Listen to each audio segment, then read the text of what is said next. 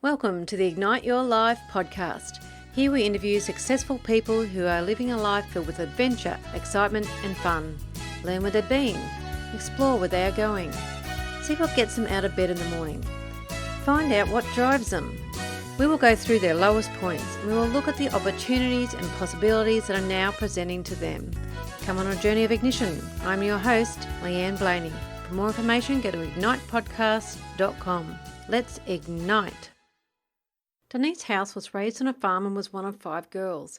Footloose and fancy-free, lived a life of living for the now, travelling where possible and meeting new people. It was returning from a 2.5-year Europe stint that she returned back to Australia, met her husband James and had 3 children. It was during parenting that Denise lost herself, reinvented a new her, started with indirect selling only to discover the constant self-sabotage so many women create within themselves. The self-personal development and discovering her own limiting beliefs and crappy repeat patterns has created hardship and at the same time peace in her own inner strength. From here, Denise created an amazing job for herself with ProThink Solutions. Hi Denise, welcome to the Ignite Your Life podcast. Thank you, Leanne. It's really nice to be here. It's my first podcast interview. And to be honest to say, it's my first time I'll be listening to a podcast. I have never done it before. So it's a win-win and a tick on both occasions there. So thanks. Oh, excellent. That's you're so welcome to come on. I love having people who have never done it before and to share your story. So I'm really excited to share your story. So shall we get started? Yep, let's do it. All right. So do you want to tell us where you are now? What's actually happening for you right now? Okay, well, where I am now, you wouldn't believe it. I'm from Margaret River, West Australia, and this year we, as a family, made a decision to embrace adventure, and we have moved to a little place called Jabiru in Kakadu. So we're living in a World Heritage National Park in the Northern Territory at the moment, believe it or not. Wow, so, that's a huge adventure. It's a huge adventure, massive changes. I'm loving it, getting to know the country and the culture and meeting other people and what brings them here. And it's very different to what I've ever lived and experienced before. Yeah, it sounds fantastic though. So what's your story? Where have you been to actually get to this point? Okay, so my story, it's hard to know. You could talk forever, couldn't you? And I suppose for me, born and raised New South Wales, from a farm background, travelled. And my story is that I met my husband, travelled around overseas, came back, met my husband, and then he's from Tasmania, and we ended up moving to Margaret River, and then we had our children. And it was during this time, so I've always been footloose, fancy-free, really never, just living the days, which is not a bad thing, but never really focusing on the outcome of really what it is that I want to achieve for me in my life at the end. And then when we moved to Margaret River and we started having our children, I sort of lost me. You sort of have that, I suppose, that role of who you were and you were working, what you did. And because I became the home mum and that changed a lot. And so I had to reinvent a new me. And so a friend of mine introduced me to Intimo, which is a lingerie company in Australia. And she loved it and she was doing it. And I've never done any direct selling in my life. But she was enjoying it and that was enough. And I trusted her. So I said to my husband, I'm going to start this because it allows me to be there. At the time, I just had my second child who was 10 weeks premature, so very little and young. And we didn't have family in WA. And so I started this, reinvented myself because I really needed it for me. It wasn't for finance at the start. Later on, it ended up being needing it for financial reasons. But for the start, it was really just because I needed something for me to not have that label of being the mum, to meet new people, to get out. And I've always loved lingerie. And what a great way to go to people's homes and personally measure and fit them. And I learnt so much. The company's amazing, their personal development. But what was a common theme that kept coming up is, people, the women of my clients were not happy with their body shape, weren't happy with them, either going through menopause and weren't happy with the change in their body. And it was constant self-sabotage. And you can't, how often can you say to someone, just be happy with who you are, you look great, it's fantastic, because, that's just hitting the surface. And maybe that works for a little while and maybe that's what they're seeking, but it doesn't fix anything, as you know. So it took me actually a few years to go on this journey, but it was always in my head and I've always loved human behaviour but never actually acted on it, just used to sit there and sort of watch people. And then one time we did training. It was just a 2-day coaching course with the Direct Selling World Association, I think they were called. Might have that wrong, pardon me. And I loved it. I loved the few questions that we were asked, and we were asked on other people, which just changed things so quickly.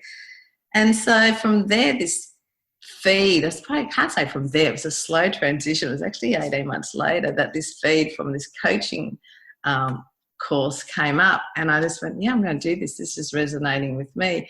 And who would have ever thought that it wasn't just tools and models that I were learning and have continued to learn to assist my intimate clients and my friends and my family, but it was me.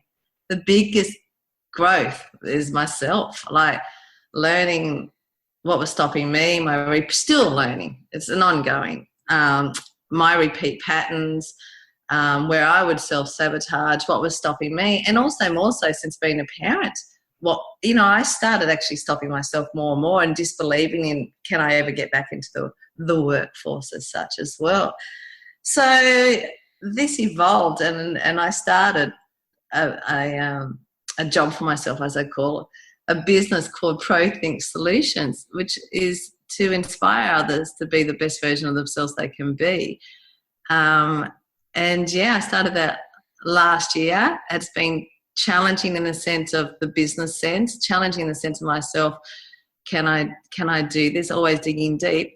But the rewards have been the people that I've assisted to move from A to B, the people that I've met. My relationship with my husband is stronger. I have learnt to listen to my children, who are now 13, 11 and 8.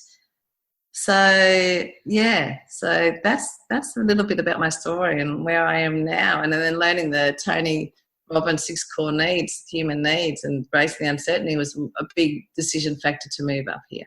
Yeah, that's huge, isn't it? Hmm. So was it a bit like a lightning bolt, or was it more of a slow rumble leading you up to having your own business? Slow. I never actually went into this to create my own business. It was never actually in my forefront. It just happened and continues to evolve, and it's a constant challenge because I'm not business savvy in that sense. I'm more supportive savvy, and now I'm also an extended accredited consultant, and I understand how I tick more, so I know my natural strengths and my non-natural energy types, and that I use that tool for all my clients. I get them to all do that. That actually halves my coaching time, and it gives them, as it has with me, that okayness to be who you naturally are. And when things are feeling icky, you can associate it to what it is, and you can do it. Yeah, I love the behavioural profiling with extended disc. It's one of my tools as well. No, it's fantastic. So you're talking about challenges. Have you had any challenges that might have, you might have felt like throwing in the towel and not going forward with your business? Oh God, yeah. I started this this is my ego. I started this with $100 to my name, and I was still paying for my study course. And I did it. I'm still doing it. I'll say I've done it, but I've paid my study course because my husband said, I'm happy for you to do this, but it has to be you and not the family money. And that wasn't easy because, still learning about business. I'm still doing, I still have moments where I'm going up and down like a yo-yo and getting consistent. But I know where my faults are, and I've learned to give myself permission to have those stuff-ups. So, it has been often when I've gone, why am I doing this? Why can't I just want to let everybody know that I can help. Simple as that. It doesn't have to be so hard to get out there and let people know that, Yeah, it's certainly a learning curve, isn't it? When you're not used to having your own business, there's so much involved, and like how to get yourself seen and heard, and Yeah, exactly. So what keeps you putting one foot in front of the other? Do you have the big vision, or was it just out of necessity at first? I had a vision. I lost it. Then it became necessity, and the vision's come back. And every time, sometimes I think throwing in the towel. I'll never throw in the towel. I'm always assisting people. I'll always do that. I love it, and I love what I'm learning, because my motto is to grow, to inspire, to share, and to learn. And that's not only for me to give that out, but for me to also reciprocate that back. And every time when sometimes I think, why am I doing what I'm doing? I just go, because if I stop, who am I helping? That's my biggest thing. If I stop, who am I helping? Yeah, that's good. That keeps me 1 foot at a time. Yeah. So what sort of possibilities have opened up for you by doing this business? Wow. Okay. So learning how to branch out, to go to business networking groups, to believe in yourself, because never having a business and doing it, and it's not like I've got a tangible product. It's not like I've got a soap or something like that. It's me and my knowledge, my tools. And from that, I've ran a effective communication workshop, which is great. Well, actually, I've been very fortunate. All my workshops have been paid for. Then a small networking group found out about the critical alignment model. I did a 20-minute chat about that, and they paid me for their members. I love that. We did a critical alignment 4 hours.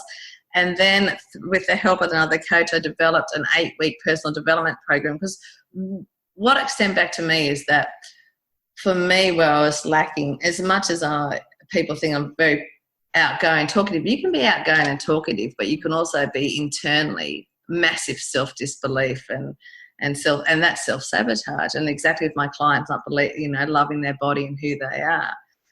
And it was from teenagers. For me, it started as a teenager. So it was, if I can instill with them, especially with all the high cases of suicide and the depression. Oh my God, I asked my friend who's a GP, what's the main thing people come to you for? And she said depression. And that's just amazing. I've been very fortunate never to have depression, so I can only just think what it must be like. So for me, it's like, okay, well, let's start this. So an 8-week program was developed. I went to high schools. I'm not a teacher, so this was really pushing my comfort zone, and also to walk the talk. And I was very fortunate back home in Southwest, a high school took it on, and I ran my first 8-week, and the girls that participated call it the Shining Stars. And this year they've asked me to come back and run 2 workshops. So I'm heading back home for a month to run 2 8-week programs to Year 7, Year 8 girls. And because I know I can't always, won't be there, and I want this to be part of a culture of this school and other schools to take it on, is that I'm actually now training somebody else to facilitate it in the times that I can't be there. So that for me has been a massive achievement, and I've loved that. And then also it's been the other workshops and the individual clients that have come on their way as well. And since being here, I've even done a effective communication in the workplace with the local fiery here as well. Oh, that is so awesome. I love it. Things are definitely taking off for you. Well, it's really nice to just see. Do you know what it is? It's really nice to see what is actually possible by just putting yourself out there and being vulnerable. Yes. Yeah. And it doesn't always, because sometimes you get vulnerable and you get that icky feeling inside. But like I said, if I stop, then I'm not helping anybody. Yeah. And I always want to show to my kids as well that anything is possible. It's only you stopping you. Yeah, that's it. So what's the most exciting thing you're looking forward to in the future?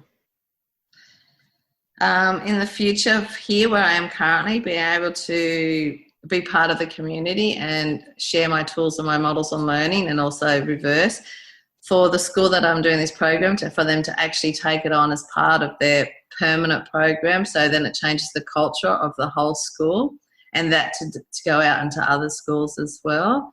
And so for me, that's it. And my family always come first, so making sure that I'm there for them always. Yeah. Oh, that's wonderful. All right, let's have a change in pace and do the speed round. Okay. That music. All right, what's your favourite book? Oh God, I can't do this short. Creator of Wonder Woman. Oh. Yeah. Yeah, I can see that in the background you've got a bit of Wonder Woman there. So tell me a bit about that book. Okay. I've loved Wonder Woman since I was 8, and I've even still got my first name tag that was on my door. And my friend of mine knew I'd always loved Wonder Woman, gave me the book Creative Wonder Woman. And with my studies and being a behavioural profiler, do you know that the person who started Wonder Woman, now it's a movie and everybody knows, was Marston. And he was one of the first sort of forefathers in behavioural profiling with the disc. He just didn't go, but so for me, it just resonated.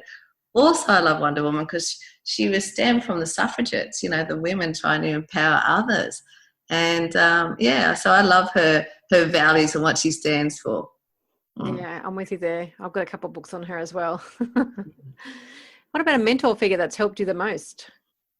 Yeah, actually, I don't actually have one, and there's a few people as I've gotten older that stand out. Was never someone had pop posters on the walls. We were never allowed to, but they never got into me. I was never anything like anybody like that into band. I love bands, but I never wanted to be anybody else, to tell you the truth. But I do have a close friend, Teeny, and she's got her own business, and I just love how she knows her vision and where she's going, and she works extremely hard, and she is one of my mentors. There's another guy called Gene Hardy who owns a Cape to Cape Explorer business, and I really have high admiration with him and his family, what he's achieved, what he's doing. And then my mum, my mum was married my dad. He's lovely, but back then male chauvinist pig as they were, and she had 5 girls and were brought up on a 2,000-acre farm, and she's quite, isolated back then. So for her to be as strong and so optimistic, because my dad isn't optimistic, she's instilled that without even realising it in us. What about a daily ritual that works best for you? Yeah. My gratitude books, do it every day. I write it. I just do that, my 3. I even sit with the kids and go, what are we grateful for? And I get up and run 3 days a week. I'm big on my exercise, and because when I run, it's my form of meditating as well. Like, I think of the things I've got to do for the day, and then when I come back, I'm ready for the kids, get them up going for school, the breakfast, and I'm in a better state. So they're my 2 main rituals. Then I always have another book, which I know I don't think I'm on video, but I'm showing you, which is my daily goal book. So I write at least 10 goals every day to me, and that one of those goals could even be just washing the bloody clothes. Can you believe it? But then I mark down 3 that are going to move me in the direction that I need to go. Yeah. They're my main ones. What about favourite food? My favourite food, okay.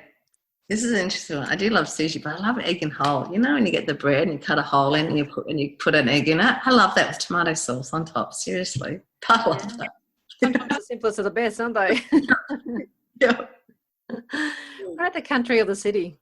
When I read this, Turkey, and I would like to explain why. If that's when I was a backpacker, as many Aussies do, for 2.5 years travelling. I was a green traveller when I went to Turkey. I only just arrived in Europe and then went straight to Turkey. And I found it really upfronting, difficult, coming from my naive background on the farm, coming up, people harassing you to buy this and that, and the different guys looking at you. And I didn't feel comfortable. And after a few weeks I left and I went back to the UK where, I felt a bit more comfortable. People speak the same language and that was a good place. But it never sat with me well. And so 2 years later, I actually went back to Turkey. And it's the same with business. And I really thought about this. I really loved it when you sent these questions because it really gave me a chance for me to really think and reminisce. So thank you for that, Leanne. That the reason that, I love going back in Turkey is that I was stronger within myself. And being stronger within myself, it allowed me to actually enjoy Turkey, because then when guys were coming wanting to sell, I would actually engage with them, and they loved that. And they weren't scary. And as soon as I had strength within me, they backed off as well. But in the sense though, I had really great conversations with people. I had no problems asking people where to go for directions. And I suppose they could see I was no longer the green traveller. I think these people in these countries or any country are very clever when they can see if you're a green traveller or not a green traveller. And by that time I wasn't. So it really does come with any journey in your life that the more you do, the better you get at it. But what you've got to be careful of is that we're so good at doing what we do, we get stuck at that we can't think we can do anything else. So it's all about pushing that next boundary condition, isn't it? So you can do that. And then you get icky about that and you stay. And that's like, when you drive a car, you get comfortable driving a car, but at the beginning, you were scared shitless. Yes. Or starting a new sport or anything. But once you achieve it, it's great. So for me, it's Turkey for those reasons. I really engaged in the culture and the people the second time around because of me. I was more comfortable with me, really. Yeah, I love that. What's the biggest piece of advice to give to others to help them make change? seek help without a doubt. Get a coach. You know, we get coached. I get coached regularly to help me move on. As much as I've got all the tools and the models, I get coached. But if you're not happy, I've written a few things down for this, that if you're not happy with where you are and who you are, or whether your body shape and you want to lose weight, either stop complaining or do something about it. As simple as that. And if you have got an idea, act on it. Even if it fails, celebrate mistakes. I've always, when my kids come home from school, one of my first questions I ask them, they're probably sick of it now, is, what did you fail at today? Mm. You know, be acceptable that we do fail, because without failing we cannot move on. But, you know, we should celebrate our mistakes more, because it'll allow us to, I personally believe it'll allow us to grow. Yeah, I agree totally. It's definitely, I find them, they're all learnings for me. So if I make a mistake, well, I know not to do it that way. I'll do something differently, and it makes you take different directions, make different choices. So yeah, I love that. Yeah. All right. So last question: if you had a time machine, what would you go back and do differently, or tell your former self? I just wouldn't. I find that a bizarre question. Why would I want to do that? Because I wouldn't be where I am now. You know, if anything, I just say, Craig Waters, when he comes around to kiss you when you're year 2, tell him you don't want him to.